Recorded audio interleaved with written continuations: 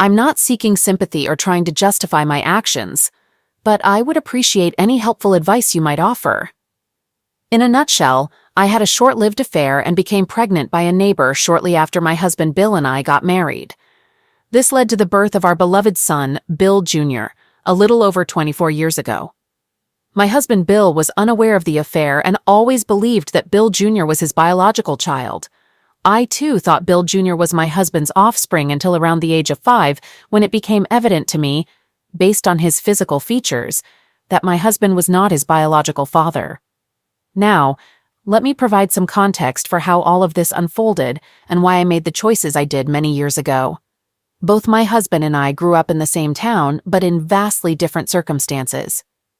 Bill was raised in a typical middle-class neighborhood within a conventional family consisting of his mom, dad, and sisters.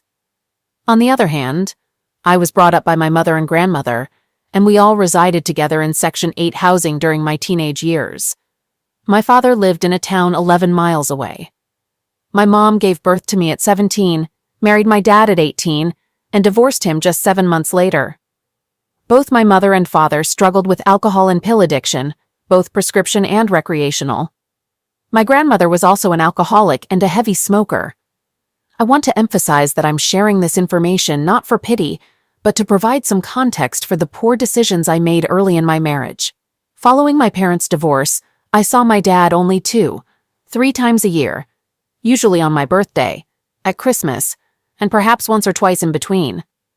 I knew he loved me, but he lacked the mental capacity and financial stability to care for me due to his pills addiction. After the divorce, my mom and I moved in with my maternal grandmother, and I continued living with them until I married Bill. Over the next 15 years, we relocated a total of 11 times due to either not paying rent or facing eviction. On several occasions, we moved hastily in the middle of the night, leaving the landlord with months of unpaid rent. Just when I began to feel comfortable in our home and had established friendships, we'd uproot and move to a new place, forcing me to start all over again. It was a stressful experience. Both my mom and grandma also changed jobs frequently, sometimes even multiple times in a single year. They worked various minimum wage jobs until they grew tired of the work or were let go. They both engaged in theft from the companies they worked for and had a history of shoplifting, resulting in multiple petty theft charges over the years. My grandmother became a mother at the age of 16 and never married. Throughout the years, both my mom and grandma had numerous boyfriends, including several one-night stands. Their longest relationships never lasted more than a few months. I want to emphasize that I was never left on my own. They always ensured I had food, clean clothes, and a comfortable bed. However, my upbringing followed a non-traditional path. The environment I grew up in was not conducive to healthy development, and as a result, I found myself falling into the same patterns. During high school, I had 7 boyfriends, one of whom I became pregnant by. Although I wanted to keep the baby, my mom and grandma convinced me to have a termination, just as they had done in their teenage years. It's a decision I still regret to this day. Let me introduce you to the wonderful man who entered my life, Bill. He was truly my knight in shining armor. I met Bill while I was working at an ice cream stand in our town. One day, he walked up to the window and asked for my recommendation. We had a brief conversation, and within just 5 minutes of meeting each other, he had the courage to invite me on a date. I was 17 years old at the time, and Bill was 21. Despite our differences, Bill and I immediately connected. Bill was in the last month of his college studies, about to graduate, while I was in my final month of high school. He was an outstanding student, and despite my challenging background, I maintained a respectable academic record with an AB average. We began our relationship as friends for the first 3 months, and we didn't share our first kiss until my 18th birthday. That night holds a special place in my heart. Bill took me out to dinner on one of those old paddle wheel boats that cruised the river. After our meal, as we stood on the deck admiring the beautiful scenery, he tenderly hugged and kissed me. He expressed his love, and I reciprocated by telling him that I loved him too. Following that magical night, our love story took off like a rocket. Bill graduated and secured a job in the largest city in our state. He didn't want to leave me alone in an unfamiliar place, so he asked me to move in with him. We spent 4 months living together, and then, on a spontaneous impulse, we decided to get married at the Justice of the Peace Office. You might be wondering if Bill was aware of my past, and the answer is yes, he knew everything. Our parents were unaware of our relationship, and when we eventually shared the news, my mom, dad, and grandma were thrilled for us. In contrast, Bill's parents were quite upset. While they were fine with Bill dating me, they strongly opposed our marriage due to my high school reputation and my family's history with pills. Fortunately, Bill's love for me overshadowed these concerns, and we embarked on our married life together. Bill promptly purchased a modest house for us in an emerging, yuppie neighborhood within the city. He received the down payment from his parents and secured a loan with a high interest rate to cover the rest. Making ends meet was a challenge, and our home was sparsely furnished for quite some time. Bill was working long hours to establish his career, leaving me alone in this unfamiliar city. To stay occupied and meet people in the neighborhood, I decided to find a job at a nearby frozen yogurt stand within walking distance from our house. It turned out to be a great way to get out of the house and connect with friendly locals. This is where I had the pleasure of meeting our neighbors, who we'll call Cheryl and Charles. They were in their early 40s, with Charles working as a truck driver and Cheryl as a homemaker. They had 5 children and treated themselves to a visit to the yogurt shop once a week as a special treat. In our neighborhood of yuppies, they were the only family who didn't quite fit that mold, reminding me more of the people I was accustomed to. As we got to know each other, I often spent hours chatting with them on their porch. They were incredibly kind and became my surrogate family, especially since Bill was often tied up with work. Let me be direct about this. One week, while Cheryl was in the hospital for surgery and my husband Bill was away at a work convention, Charles spotted me after my 10-hour shift at the yogurt stand. He suggested grabbing a meal at a local fast food place, and feeling utterly exhausted, accepted his invitation. After our meal, we returned to our street, and I mentioned the leaking shower faucet at home that I couldn't manage to turn off. He offered to help, and he did manage to fix it. Afterward, we sat on the couch and talked. That night, things escalated, and we ended up having a sexual encounter. He left at 2 a.m. to avoid being seen by our neighbors. The following night, he discreetly came over again after midnight and stayed until the morning. After our second encounter, overwhelming guilt consumed me, and we both mutually agreed to end the affair and never speak of it again. When I reflect on those days now, it feels peculiar. I can't explain why I did it. I wasn't attracted to Charles in the slightest. He wasn't good-looking, well-built, or well-dressed. He was short, dressed casually, and wasn't wealthy. I think we connected because he reminded me of my dad. Following this, I wholeheartedly recommitted myself to my husband Bill and sought forgiveness from God for my actions. I made a promise to God that I would spend the rest of my life making amends to my husband, which I have done. When Bill returned from his trip, we resumed our married life just as it was before. However, I became even more attentive and loving than ever before. 6 weeks later, I discovered I was pregnant. I did acknowledge a slight possibility that the child might not be Bill's, but I believed it was highly unlikely because Bill and I had spent nearly every day together, often multiple times a day. The only exceptions were the 3 days he was out of town. My involvement with Charles was limited to those 2 nights, and both times he withdrew before anything happened. I didn't have any further contact with Charles or Cheryl. In fact, I never saw them again, because a week later, they abruptly moved out of their house during the night without saying farewell to anyone in the neighborhood.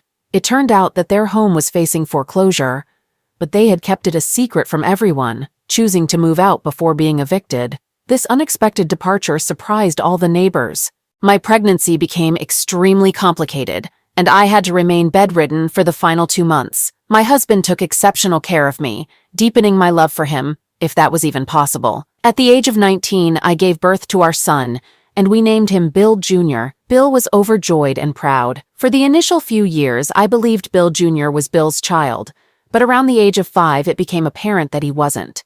While his hair and eye color resembled Bill's, his facial features, physique, and the unusual shape of his head mirrored Charles and his son's.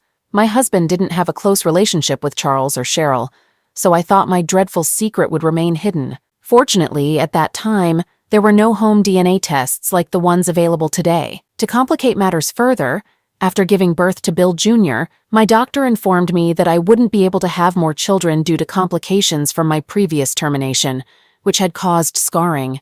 Upon hearing this, I pleaded with Bill to consider adopting a child, but he responded that he was content with his wife and son and couldn't be happier. I continued to push the idea, believing that adding another child to our family might strengthen our bond, especially if the true paternity of Bill Jr. was ever revealed. Finally, after 5 years, Bill and I went through with the adoption process and welcomed our second son, whom we'll call Stevie. Now we were a joyful family of 4.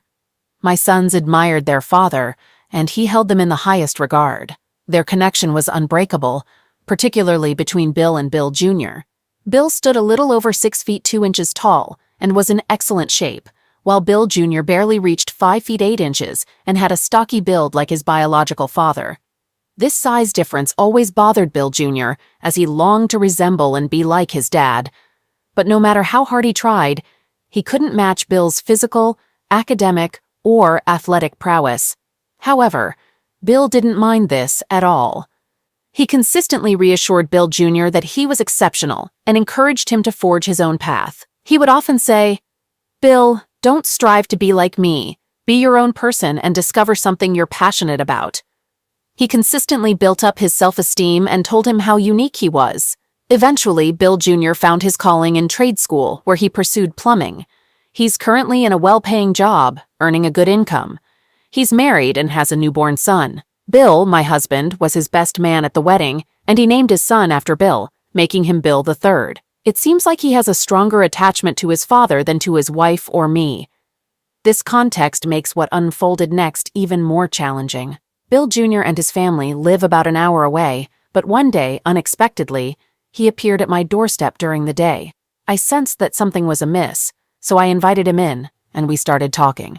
He calmly revealed that he had been contacted by a man who claimed to be his brother, a revelation that shocked me to my core. The man, along with his siblings, had conducted one of those home DNA tests, which indicated that they had a half-brother. They managed to trace him down through online searches, and upon meeting, they handed him a copy of the test results.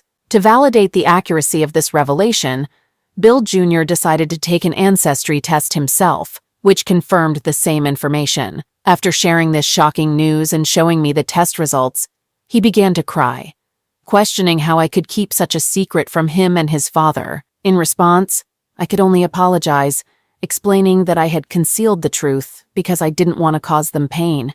I was in a state of shock at this point and couldn't cry. My primary concern was comforting my son. After a few minutes of tears, he looked at me with intense anger in his eyes and declared, "You are a wicked person." I countered, asserting that I wasn't evil and that it didn't matter who his biological father was because Bill had been and would always be his father. However, Bill Jr. replied firmly, "Yes, Bill is my father, but effective immediately, you are no longer my mother." With that, he abruptly left, storming out. I gave him a call and he picked up. I pleaded with him to return so we could talk, but he refused. Then I uttered, "We need to inform your dad." In response, he erupted, exclaiming, "Don't you even think about telling my dad anything, you wicked woman? Don't you dare!"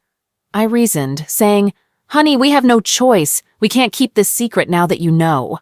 He shouted at me, insisting that I stay silent, and abruptly hung up. I attempted to reach out to him via calls and texts, but all he sent back was, "Do not say anything to my father and do not come to my home." It was at that moment that I emotionally broke down. That evening, Bill didn't return home. He simply sent me a text at 7:09 p.m. stating, "I will not be home. I'm spending the night with my son." I knew then that he was aware. I decided not to add any more stress to the situation, so I left them be and spent the entire night crying, unable to sleep a wink. At 6:20 a.m., Bill entered the house and came into the bedroom while I was lying there.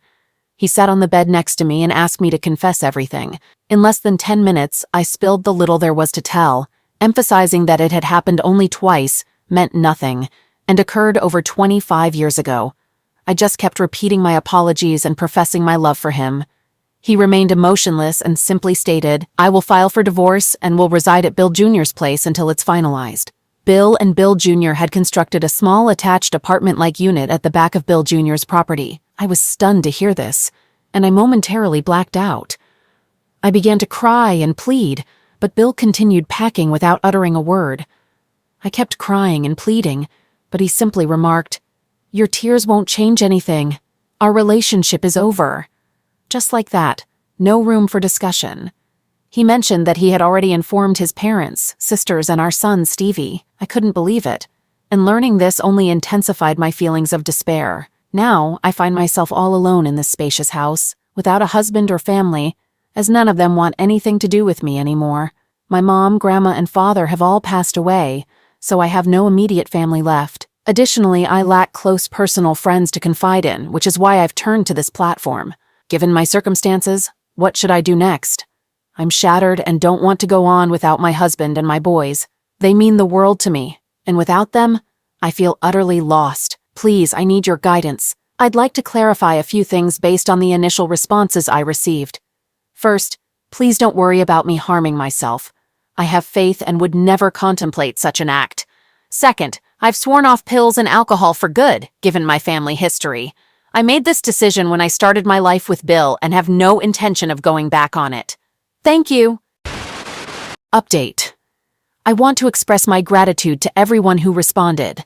Many of you rightfully criticized me, and I accept it because I know that what I did to my husband and son is exceptionally cruel and likely left lasting psychological scars. I deeply regret that this information came to light, and honestly, I wish he had never found out. I still can't fully comprehend why I made such a terrible mistake. It's not an excuse, but back then I was young and foolish, heavily influenced by my upbringing with my mom and grandma.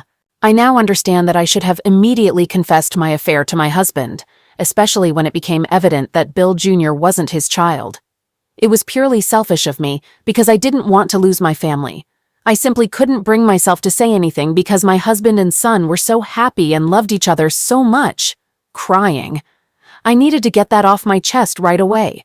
So, where do things stand now? My husband and I are living separately and haven't spoken since my last update. He's still residing in Bill Jr.'s garage apartment and has initiated divorce proceedings.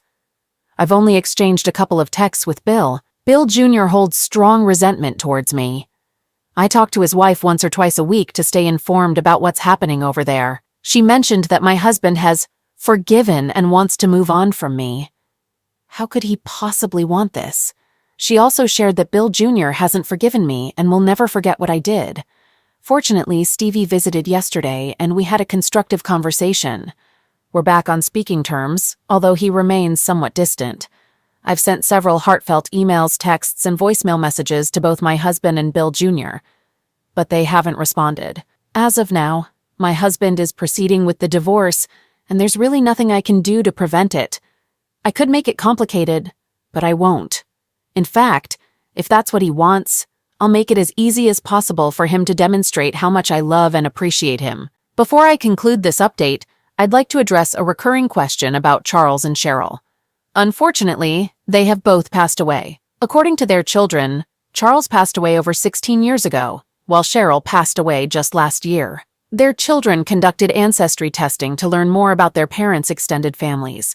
Although I was genuinely saddened to hear about their deaths, it simplifies matters by removing the biological parent complication from the equation. This should make things somewhat easier for both Bill Jr. and Bill. I hope they are both resting in peace in a better place. And I also hope that Cheryl can one day forgive me for the brief mistake I made with her husband all those years ago when I was 18 years old. The second frequently asked question is whether Charles knew about Bill Jr. The answer is no. As I mentioned in my initial post, they moved away shortly after I found out I was pregnant, and I never had any contact with them afterward. Additionally, remember that I believed Bill Jr. was actually Bill's son until he was around 5 years old. That's all I have for now. Thank you for the numerous responses to my story. Final update. After more than 2 years, I thought I would return here to provide an update on my life story in case anyone is still interested. Since all the lockdowns began, like I'm sure many of you have experienced, I've been spending most of my time online. Let me start by giving you an update on my relationship with Bill. We are now officially divorced, and this happened in December 2017.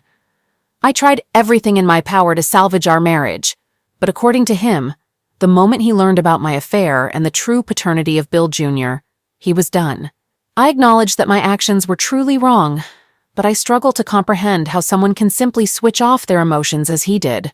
One day, he was deeply in love with me, enjoying life, and the next, all that love was gone. I find it difficult to fathom how that's even possible. It didn't matter to Bill that I was only 18 years old when all of this happened, or that it occurred over 25 years ago. To him, it was over between us. His response to the situation shattered me on the inside. He reacted like a robot, displaying no visible emotion, while I had to make a tremendous effort to hold back tears every minute during that period. Regarding Bill, I should mention that he is now engaged to marry a woman he worked with for 13 years. She is 34, and he is now 51. Their relationship began shortly after our divorce was finalized, even though I suspect he may have been involved with her while we were still married.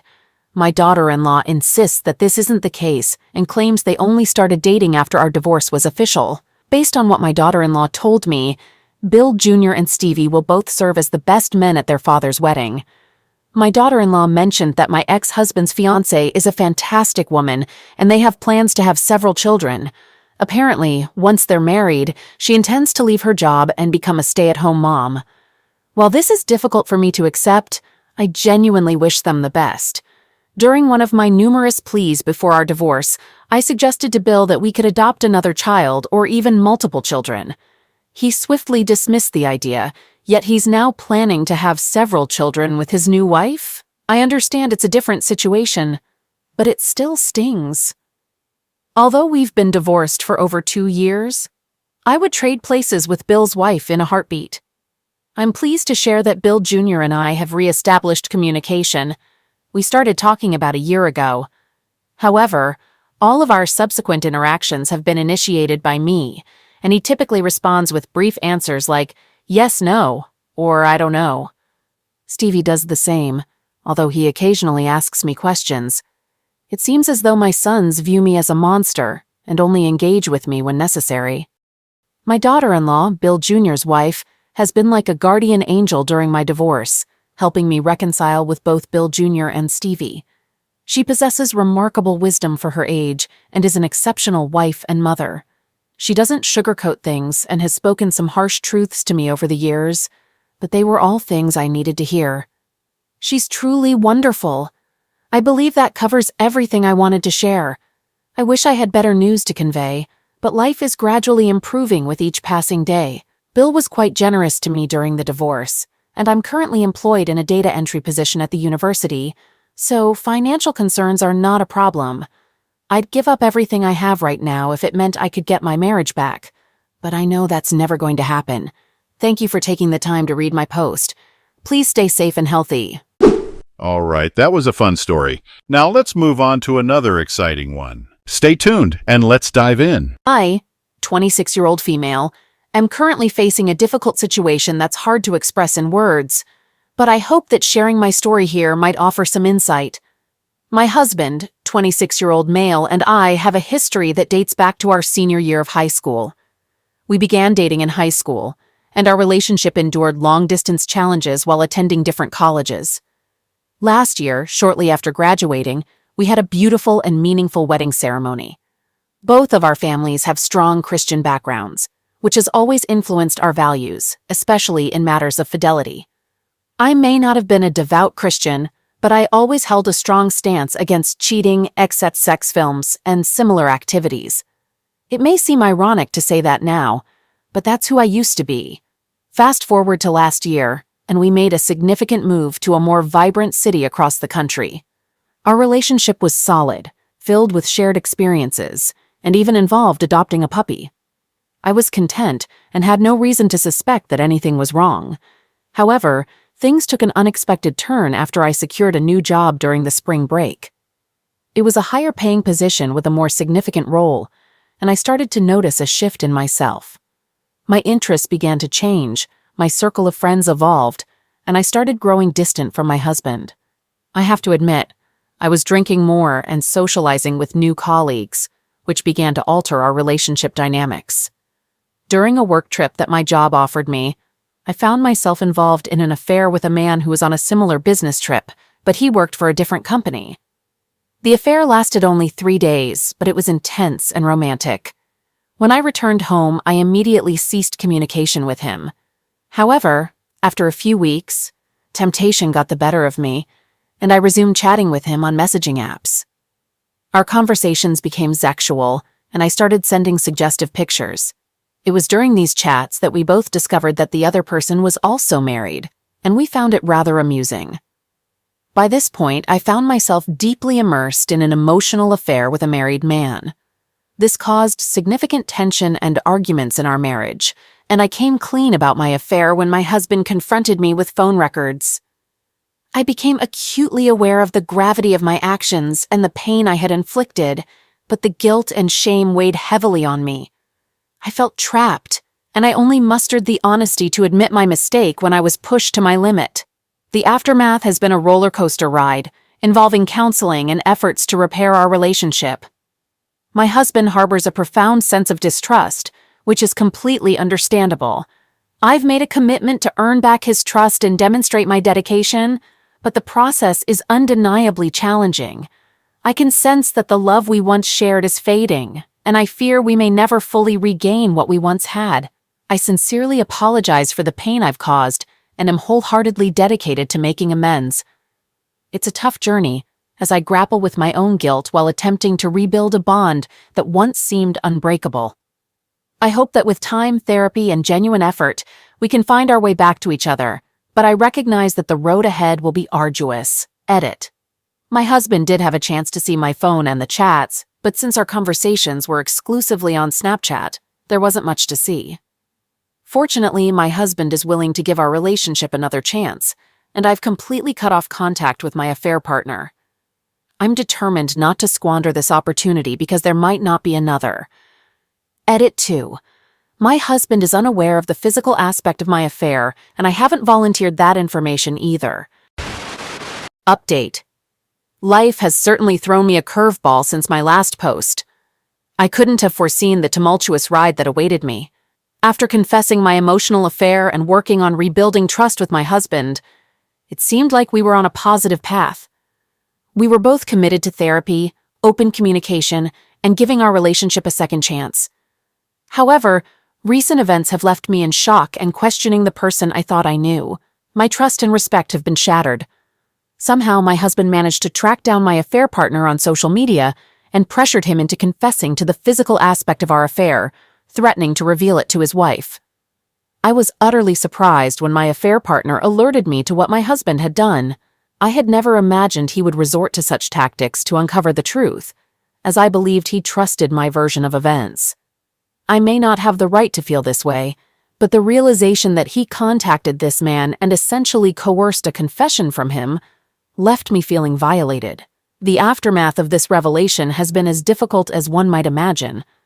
My husband's reaction was explosive. He yelled at me, used hurtful words, and expressed an anger I had never seen before.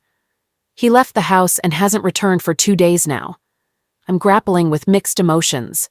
On one hand, I understand the pain and suffering I caused him, and I admit that my actions were wrong. On the other hand, I'm struggling to accept the extreme measures he took to uncover the truth.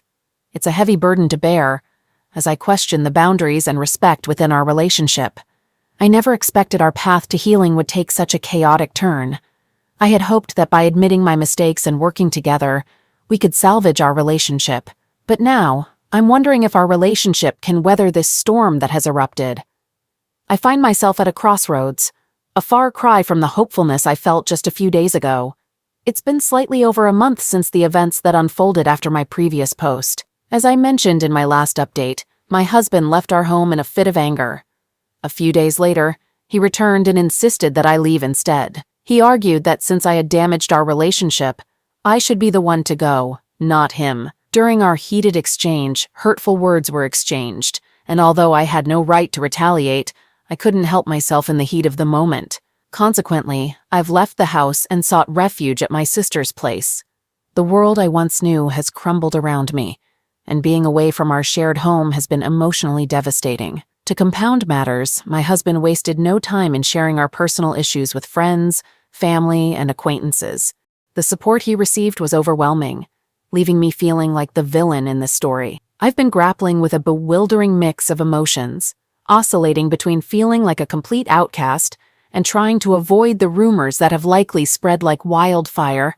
I've even had anxiety about my workplace getting wind of this drama, adding an extra layer of stress to an already messy situation. To top it off, our first wedding anniversary recently passed. Guess what arrived in the mail? Divorce papers. It seems the universe has a peculiar sense of timing. This news hit me like a freight train, serving as a stark reminder that the life I once envisioned has officially derailed. So here I am, typing away from my sister's couch, surrounded by a cocktail of heartache and a touch of relief that I have a place to stay. I won't sugarcoat it. It's been an excruciating journey. I'm attempting to come to terms with everything, grappling with feelings of remorse, guilt, and a deep sense of emptiness. Life has thrown me a curveball, and I'm simply striving to regain my balance amid this turmoil. Perhaps in the future, I'll discover a path to forgive myself for the tangled situation I ended up in. And who knows, maybe even create something fresh. Right now, I'm taking it one day at a time. Keep me in your thoughts, everyone.